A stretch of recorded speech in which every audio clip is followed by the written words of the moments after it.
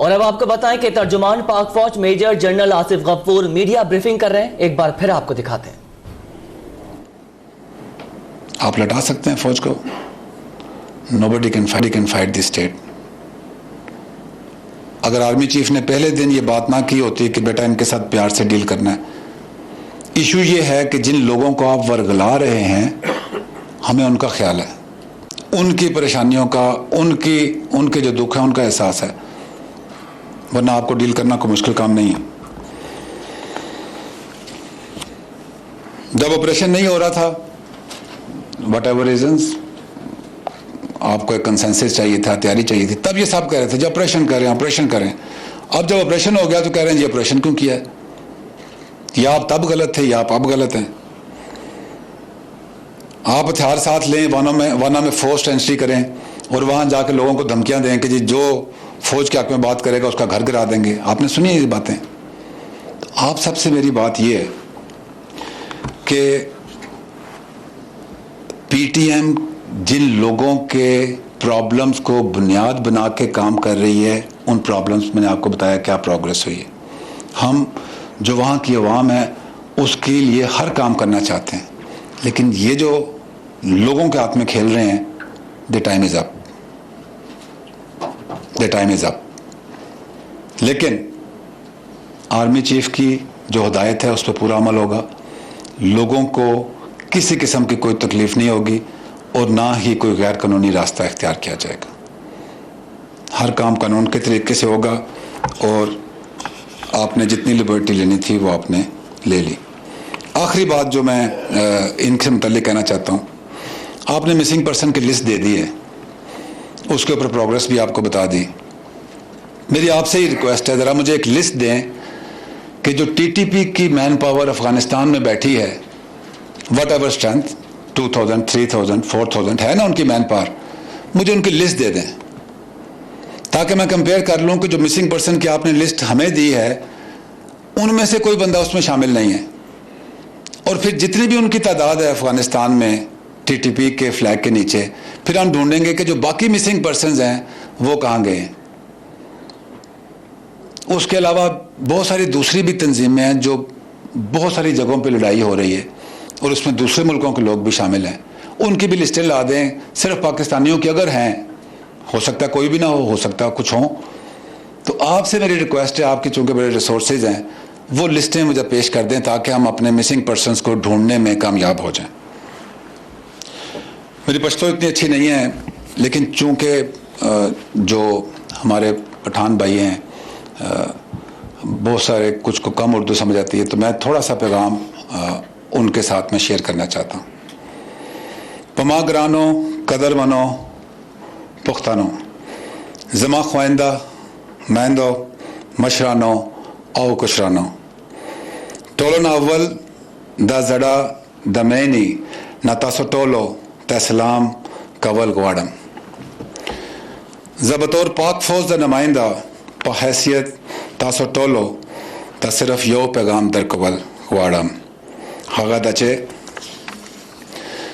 पाक फौज तासो दे संगाचे दा मुल्क पाकिस्तान जमोंग दा टोलो यो शान दे का पाकिस्तान खुशहाला औ आबाद भी नो मोंग टोल बाशमूल पुख्ताना बाहुम आबाद भी आओ का खुदाई माका पाकिस्तान ता सोक नुकसान रसावी नोहागा दा टोल पाकिस्तान बाशमूल पुख्तानो नुकसान दे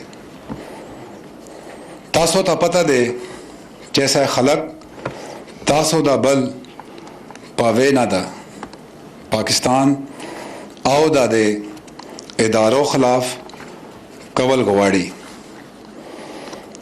ज़्यादा वेल गवाड़म चे मुमलकत पाकिस्तान तास्तासो दा कुर्बानो बिल्कुल एहसास था आओ पद सिलसिला के शपा औरस मसलसल कोशिश कभी जैस्तासो तकलीफूना ख़त्म की आओ ज़ातासो ला तसल्ली दर कवल गवाड़म चे पाक फौज बखागा व ख़ता पोरे पे आराम ना की दी सौ पूरे चैस्तासो मसले नादी ख़त्म शवी खौमुंग स्तासो न हम हीला लरो चेतासो बादवई खबारों के नाराज़ी बल्कि दादा से मुल्क खिलाफ कुव्वतों मख निवे बाकवई आओ द पाकिस्तान मजबूत कवालो के बाखपला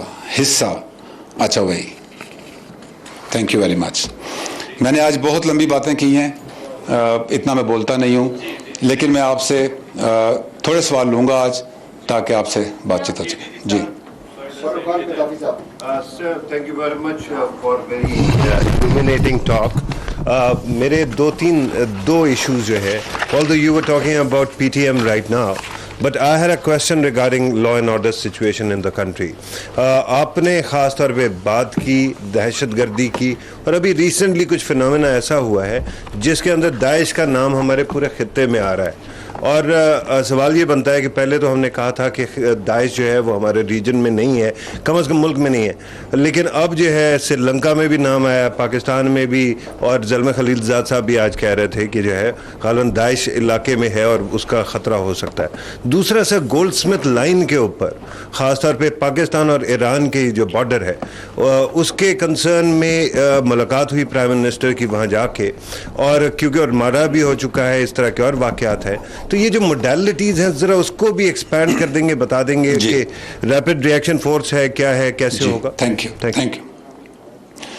देखिए, मैंने आपसे कहा कि पाकिस्तान में इस वक्त किसी भी टेररिस्ट ऑर्गेनाइजेशन का ऑर्गेनाइज्ड इंफ्रास्ट्रक्चर नहीं है, लेकिन अगर आप ये कहें कि पाकिस्तान में बिल्कुल टेररिस्ट की या टेररिज्म की मौजूदगी नहीं है तो दिस विल बी रॉन्ग। अभी हमने बहुत काम करना है।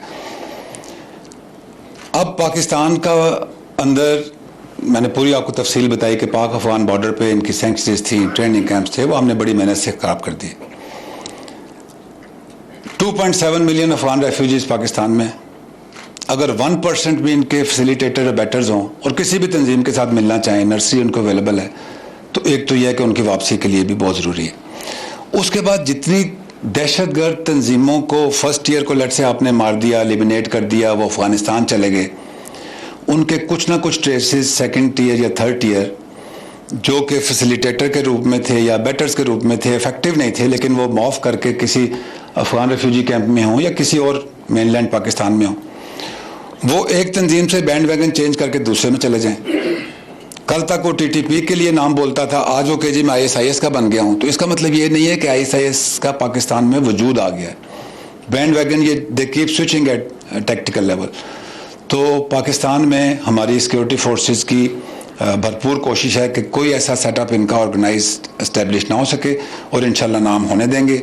और इनके जो फैसिलिटेटर बैटर्स हैं रद्दुल फसाद के ज़रिए मैंने आपको बताया कि उनको हम कंट्रोल कर रहे हैं। यस, श्रीलंका में हुआ है, उसका लिंकेज निकला। आपने ये भी देखा होगा कि बहुत शोर करते थे ये कि जी पाकिस्तान पाकिस्तान, कहीं धमाका होता था हम सोचते थे कि पाकिस्तान ना आ जाए, तो अब तो आपकी तरफ उंगलियां उठ रही हैं और आइंदा और भी सबूत मिलेंगे, उसका जवाब देंगे। ईरान के बारे में आपने बात की, मैंने आपसे पहले भी पिछली प्रेस कॉन्फ्रेंस में कहा था कि यू कैन नॉट इक्वेट पाक अफगान बॉर्डर विद पाक ईरान बॉर्डर। अफगानिस्तान की एक 40 साल की हिस्ट्री है, उसमें बहुत सारी जंग हुई है, बहुत सारी ऑर्गेनाइजेशंस थी, स्विच हुई, उधर सिक्योरिटी फोर्सेस नहीं थी। 20 साल लगा के आपने अमन किया है, अभी फेंस लगा रहे हैं, चीज़ें बेहतर हो जाएंगी। 909 किलोमीटर की हमारी ईरान के साथ बॉर्डर है, और ये एक फ्रेंडली बॉर्डर है। बल्कि जब आर्मी चीफ वहाँ गए थे तो वो बॉर्डर ऑफ पीस का नाम दिया ईरानी प्रेसिडेंट ने, और पाकिस्तान के आर्मी चीफ से जब मुलाकात हुई थी। अब जब उस 909 किलोमीटर बॉर्डर के ऊपर आपकी सिक्योरिटी की प्रेजेंस नहीं है, क्योंकि ख़तरा नहीं है, आपकी फेंस नहीं है वहाँ पे, तो जब आपने पाक अफगान बॉर्डर को मुकम्मल सील करने की कोशिश शुरू कर दी, तो वो ट्राइवर्स करके बाज़-औक़ात ज़ोब के इलाके से भी अंदर आते रहे।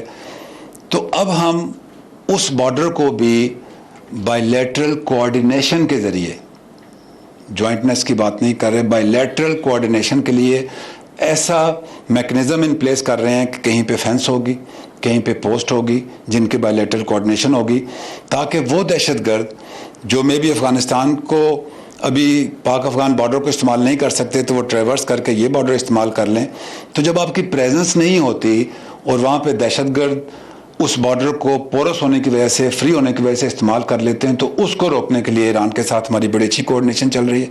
बहुत अच्छी उनके साथ टर्म्स ऑफ रेफरेंसेस भी हो गए हैं, कोऑपरेशन भी चल रहा है, और हम उम्मीद करते हैं कि इंशाल्लाह पाक ईरान बॉर्डर जैसा कि प्लेज किया गया है कि it will be border of peace, वैसा रहेगा। दोनों स्टेट्स के दरमियान कोई ऐसा इशू नहीं है जी कि यहाँ से दहशतगर्दी स्पॉन्सर्ड हो रही है। जी थैंक यू। जी आमिद मीर साहब प्लीज बैठ के कीजिए। अच्छा, बहुत शुक्रिया।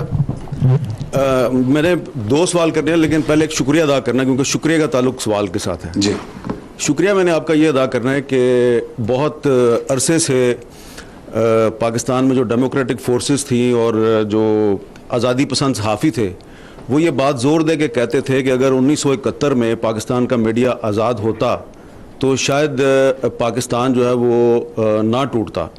तो आज आपने बड़े खुले अल्फाज में वो जो एक हमारा नैरेटिव था उसको आपने इंडोर्स किया है, तो आपका बहुत शुक्रिया कि आपने बड़े खुले अल्फाज में। मैं तो क्योंकि सॉरी दरमियान में बात हो रही है, मैं अपने मीडिया का जितना शुक्रिया अदा करूँ कम है। SDGISPR, I am telling you, I am speaking my heart out. लोग कहते हैं कि मीडिया पे शायद DGISPR या फौज ही सारा कंट्रोल करती है, और मैं यहाँ खड़े होकर बड़ी दफ़ा कहा है, आप सबसे ज़्यादा बात करते हैं। क्या आज तक कोई कह दे, कोई एंकर, कि जी ये बात करने से मना किया गया, ये बात करने के लिए कहा गया है? डिस्कशन ज़रूर होती है, मैं आपको अपना लॉजिक दे दूंगा, अगर आप उससे कन्विंस होते हैं तो प्लीज़ बात करें। जी थैंक यू। आपका शुक्रिया अदा करके कि आपने कहा कि अगर 1971 में मीडिया आज़ाद होता तो पाकिस्तान ना टूटता। बिल्कुल, आप बिल्कुल सही कह रहे हैं, और आप वही बात कर रहे हैं जो डेमोक्रेटिक फोर्सेस और हम अरसे दराज से कह रहे हैं। तो इसके साथ शुक्रिया के साथ सवाल अब मेरा ये है कि ये जो अभी आपने जो सवालात किए हैं PTM वालों से, बड़े वैलिड सवालात हैं जी। वो मिसिंग पर्सनस की बात करते हैं, और मिसिंग पर्सनस का मसला सिर्फ खैबर पख्तूनख्वा में नहीं है, बलूचिस्तान में भी है और भी जगहों पे है। और उन्होंने 2018 में ये बात करनी शुरू की है, बहुत से लोग 2005 से 2006 से ये बात कर रहे हैं। तो जो आपने सवालात किए हैं, तो क्या ये मुनासिब नहीं है कि जो PTM की लीडरशिप है उसको इलेक्ट्रॉनिक मीडिया पर बुलाया जाए और उनसे ये सवालात किए जाएँ, ताकि वो जो ये इल्ज़ाम लगाते हैं कि DGISPR जो है वो मीडिया पे हमें कवरेज नहीं मिलने देते और हम पे बड़ी पाबंदियां लगाई हुई हैं, तो जो सवालात आपने किए हैं उनको अगर हम बुलाएं और उनसे पूछें तो उनके पास जवाब होगा। क्योंकि जिस आपने धरने का जिक्र किया इस्लामाबाद वाले PTM के धरने का, पिछले साल वाला, जिसमें आपने कहा कि रॉ ने उसकी फंडिंग की थी, तो उस धरने में तो मैं भी गया था और इमरान खान साहब भी गए थे, और मंजूर पश्तीन साहब ने ही मुझे भी और इमरान खान साहब को बुलाया था, और हम तो नकीबुल्लाह महसूद के कातलों की गिरफ्तारी का मुतालबा करते। पहला सवाल यह है जी, मैं पहले का जवाब दे दूं, मुझे भूल जाएंगे जवाब। दूसरा मैं छोटा सा है, जो आपने शुरू में कहा कि जो नौशहरा में ब्रिगेड हेडक्वार्टर पर हमला हुआ और आप इंडिया से पूछ रहे हैं, जरा बताएं वहां पे कौन कौन मौजूद था। ठीक, तो क्या ये दुरुस्त है कि वहां पे इंडियन आर्मी चीफ भी मौजूद थे? ठीक, थैंक यू आमिद मीर साहब। मुझे पता है कि मिसिंग पर्सन्स के साथ आपका एक दिली लगाव है, हमारा भी उतना ही लगाव है। हमारा दिल नहीं करता कि कोई भी बंदा मिसिंग हो। जब जंग होती है तो उसमें बहुत सारे काम करने पड़ते हैं। कहते हैं ना, everything is fair in love and war. जंग बड़ी रुथलेस होती है, और अफवाज पाकिस्तान या जो भी सिक्योरिटी के इदारे हैं उसको फ़र्ज समझ के लड़ते हैं, कुछ ज़ाती जंग नहीं होती उनकी। मैंने एक तो आपको रेफरेंस दिया कि मिसिंग पर्सन सिर्फ वो नहीं है जो ये कहते हैं।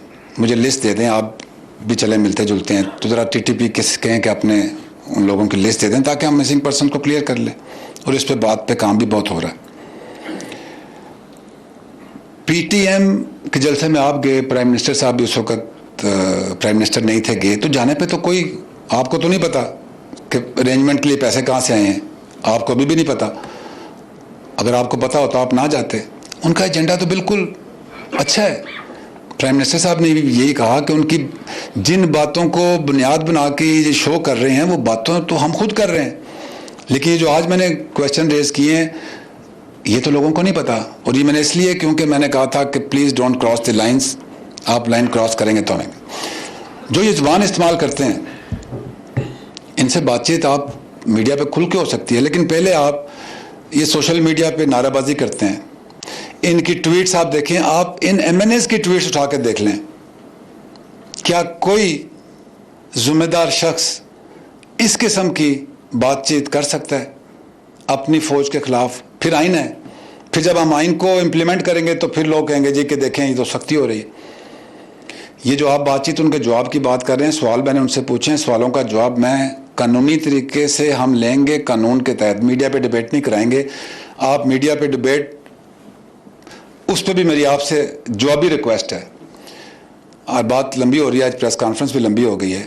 मेरी मीडिया के तमाम एंकर से बातचीत होती है, उनके मीडिया ऑनर से भी बात होती है। आज मैं खुल के अवाम के सामने आपसे बात करता हूँ। मैंने मीडिया की तारीफ की है और मैं दिल से मीडिया के साथ हूँ। मीडिया ने बहुत रोल प्ले किया है, इससे भी बेहतर रोल हो सकता है। मैंने इन सब से बात की कि आप 7 डेज अ वीक शोज करते हैं, एक दिन मुझे दे दें। आप 6 डेज अ वीक शो करें, कंटेम्प्रेरी करंट इशू पे, जिस पे मर्जी करें। आप 7 बजे से लेकर 12 बजे तक 43 न्यूज़ चैनल्स, एंकर्स, गेस्ट, एक ही मौजू पे बात, आप कोई भी लगा लें। मैंने कहा एक दिन मुझे दे दें, मैं टॉपिक सजेस्ट करता हूँ, उस टॉपिक पे आप बात करें। गेस्ट जो है उस सब्जेक्ट का एक्सपर्ट बुलाएं। मिलिट्री कोर्ट्स बने थे, जुडिशल रिफॉर्म्स होने थे, आप जुडिशल रिफॉर्म्स के ऊपर टॉक शो करें, बुलाएं पुराने चीफ जस्टिस को, उनका एक्सपीरियंस जेहन में सामने रखें, सजेस्ट करें हुकूमत को कि कैसे जुडिशल रिफॉर्म्स होने चाहिए। एजुकेशन की मैंने इतनी बात की है, प्लीज़ आप पुराने एजुकेशन एक्सपर्ट्स को बुलाएं, उस 1 घंटे में एजुकेशन रिफॉर्म्स के ऊपर बात करें, सजेस्ट करें। पुलिस रिफॉर्म्स के ऊपर बात करें, सजेस्ट करें। फाटा की बहाली के ऊपर बात करें, सजेस्ट करें। आज तक नहीं हुआ। तो मीडिया के, you are the most powerful pillar of the state today. और मैं आपको फिर आज पूरे मीडिया को शुक्रिया अदा करते हुए कहता हूं, फिर मैं अरसा दूंगा 6 महीने, तो फिर कहेंगे 6 महीने की बात की है। ट्राई करें इसे। प्रॉब्लम तो सबको पता है। 7 बजे से लेकर 12 बजे के टॉक शो में तमाम एक ही problem, everybody is talking about the problem. Solution बताएं ना, इकोनॉमी सीधी करनी है, सोल्यूशन बताएं। और फिर इस एनवायरनमेंट में हर बंदा बोल सकता है। जो रेडी वाला है वो भी बोल सकता है, रिक्शे वाला भी बोल सकता है, तांगे वाला भी बोल सकता है, ब्यूरोक्रेट्स भी बोल सकता है, पॉलिटिशियन भी बोल सकता है। एक आर्मी चीफ है, 40 साल उन्होंने इस मुल्क के लिए एक सिस्टम के अंदर रहते हुए काम किए। Citizen of Pakistan, he can't speak. उसका स्पोक्स पर्सन भी यहाँ खड़ा होता है, तो आपको नहीं पता कि मैं कितना बंधा हुआ बोलता हूँ। मेरे पास वो लिबर्टी ऑफ एक्शन नहीं है कि मैं जो दिल में आए मैं रात को 1 बजे उठ के तो बोल दूँ। Media is most powerful pillar of the state.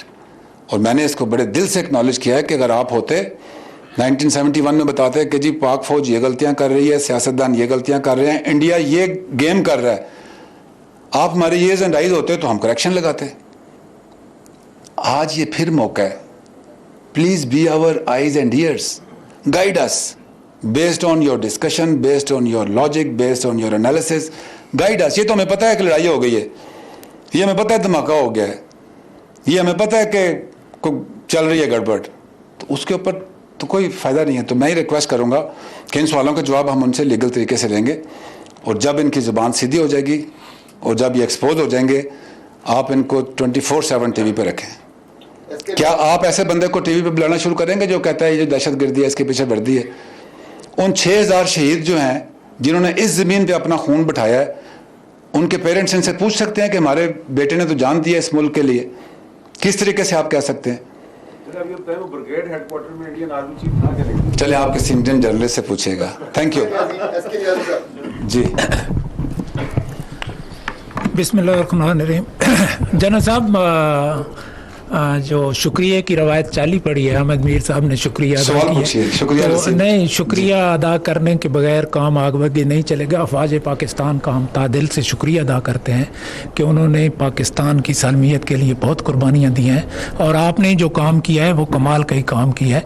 लेकिन एक्चुअल बात यह है कि आप पहले हिस्से में कुछ बातें कर गए थे कि मीडिया पे भी आप खुश हैं, सियासतदानों पे भी खुश हैं, हर एरियाज ने बड़ी मदद की पिछले एपिसोड में, लेकिन एक्चुअली ये जितने काम हैं, जितने एरियाज हैं, ये एड्रेस उस वक्त हो सकते हैं जितने तक हमारा मुल्क मुआशी तौर पे, इकानमी तौर पे मजबूत नहीं होगा। डिफेंस के मामलात भी उस वक्त चल सकते हैं, और ये इकानमी तौर पे उस वक्त मजबूत हो सकता है जिस वक्त तो आप कोई मैसेज ऐसा हो कि ये सारे लोग एक पेज पे हों, अनसर्टेनिटी ख़त्म हो। वो मुल्क में अनसर्टेनिटी ख़त्म नहीं होगी तो इकानमी तौर पे हम मजबूत नहीं होंगे। इसका क्या जी देखिए, ये इसमें सवाल तो कोई नहीं है, इसमें सजेशन ही है जी। फौज का काम है जी, फौज का काम है आपको वो एनवायरनमेंट मुहैया करना जिसमें इकानमी प्रोग्रेस कर सके। अल्लाह का बहुत शुक्र है, आपकी फौज ने बहुत बेहतरी ला दी है। अब जो काम बाकियों के करने के हैं वो बाकियों ने करने हैं इंशाल्लाह जी। Okay, please ask question. Sir, the appeasement of these pro-PTM elements, they were the same ones who were promoting Mama Kadir, and the same gentleman just asked I'll the request question. you to ask the question. So the question is, India on one hand, Indian Prime Minister is calling for Qatl ki Raat and these sort of terms for Pakistan, and within Pakistan these elements like PTM and Mama Kadirs and other bloats and other elements are eating our roots, and they should be eliminated, and millions of Pakistani unemployed youth. Isn't it high What is time the that question? Pakistan Army Please ask the employs question. this unemployed youth which are wasting time like cattle, and they will fight the PTMs and the BLAs and the TTPs? Isn't it high time, sir? Okay, thank you. Please जी, फ्रीगा सवाल पूछिए। Thank you. Everyone's thanking you, so I'll thank you as well for this press conference. First of all, you said we'll need a lot of money for mainstreaming the madrasas. पहले ही हमें काफ़ी constraints economically. Where do we plan to get this money from? Secondly, Prime Minister of Pakistan, उनको भी मैंने ये बात कही थी, and I'm asking you the same question कि PTM को इतनी ज़्यादा पजीराई मिलने की या थोड़ी बहुत जो भी है, बहुत बड़ी वजह यह है कि the local political leadership needs to be active there. So how do you plan to do that? The plans, the information that you are giving us is alarming, but at the same time you need a substitute for their voice. And thirdly, Prime Minister said that if it's a Modi government, so Pakistan India ke talukat Kashmir pe baatcheet ho sakti hai. Do you think that's a possibility, considering Modi ne apna naam hi चौकीदार रखा है, and the whole campaign is based anti-Pakistan? इसमें से कोई भी question frankly मेरा जवाब इस पे बनता नहीं है, लेकिन taking your concern regarding India, election की एक एनवायरनमेंट है।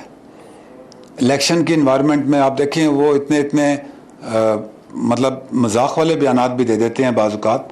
तो वी आल्सो अंडरस्टैंड कि उनका एक लोकल ऑडियंस है, उनके लिए इलेक्शन के लिए वो कंपेन कर रहे हैं। इलेक्शन ख़त्म हो जाए, अगर उनका रवैया यही रहा तो हमारा रवैया भी डिफरेंट होगा। बट वी आर फीलिंग कि वो थोड़ा इलेक्शन कंपेन की कंपल्शन में कुछ ओवर शूटिंग कर रहे हैं। That is for the domestic audience. हमारे जितने सेफ गार्ड वगैरह थे वो हैं। अगर इलेक्शंस के बाद वन वुड सी के इलेक्शन के बाद ये कैसे चलते हैं। Thank you very much. I will take last 2 questions. Please sit down.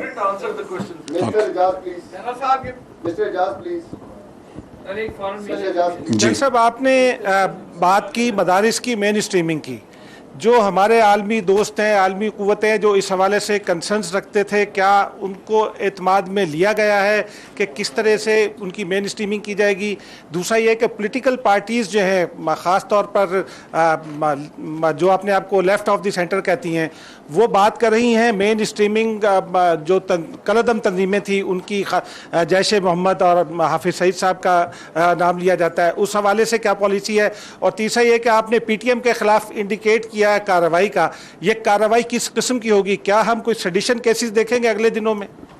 जी, जहाँ तक पहले दो आपने पॉइंट बताए हैं उसके लिए मुझे पूरी प्रेस कॉन्फ्रेंस दोबारा करनी पड़ेगी, क्योंकि मैंने उस पर सारी तफसील से चीज़ें बताई हैं। इसके बाद जब मैं ऑफ एयर होता हूँ तो इस पर फर्दर मैं आपको तफसील बता दूंगा। PTM से मैंने सवाल पूछे। मैंने आपसे कहा कि आर्मी चीफ ने पहले दिन से हिदायत की है कि जो ये यूथ है जिनके कंधों पे खड़े होकर ये काम कर रहे हैं, उनका ना कोई कसूर है, ना उनके साथ कोई गलत किसी किस्म की कार्रवाई होगी। लेकिन ये तो मैंने सवालात पूछे हैं, इस पे कानूनी रास्ता इख्तियार किया जाएगा, इसके ऊपर भी कोई हम ऐसे काम नहीं करेंगे। फौज बहुत, we have learn through a very hard way last 20 years. जिस आग से निकल के ये फौज कुंदन बनी है, अब हमारी स्किन भी थिक है, हमारी डायरेक्शन भी क्लियर है, हमें ऑब्जेक्टिव्स भी पता है। हम हर वो काम करेंगे जो इस मुल्क और इस मुल्क की अवाम की सिक्योरिटी के लिहाज से सबसे ज़रूरी है, ख्वाह कुछ भी हो। Thank you very much. Last question gentleman, then I okay Safi साहब, last question and then please keep sitting, I will talk to you. जज साहब, एक तो रिसेंटली सेनेट की एक कमेटी फॉर्म की गई है जिन्होंने मंजूर पश्तून और मोहसिन दावड़ और सब लोगों को बुलाया था। इसी तरह केपी गवर्नमेंट ने तमाम पार्लियामेंटेरियन पे मुश्तमिल एक कमेटी बनाई थी उनके साथ इंगेजमेंट के लिए। तो आज आपने जो अनाउंस किया है, तो उसके बाद क्या उनके साथ उस लेवल पे इंगेजमेंट ख़त्म हो जाएगी और यानी एक डिक्लेयर वाले? दूसरा, कुछ ठीक है ये बाकी चीज़ों में भी वज़न होगा, लेकिन एक तासुर ये भी है कि स्टेट ख़ुद जो इक़दामात कर रही है उससे भी पीटीएम के नैरेटिव को तक़वियत इसलिए मिल रही कि कुछ सवालों का जवाब नहीं मिल रहा। मसलन सैकड़ों लोगों का कातिल रावणवार वो क्यों आज़ाद फिर रहा है? एसपी दावड़ कहाँ से, कैसे उसकी यहाँ से अफ़गानिस्तान पहुँचे?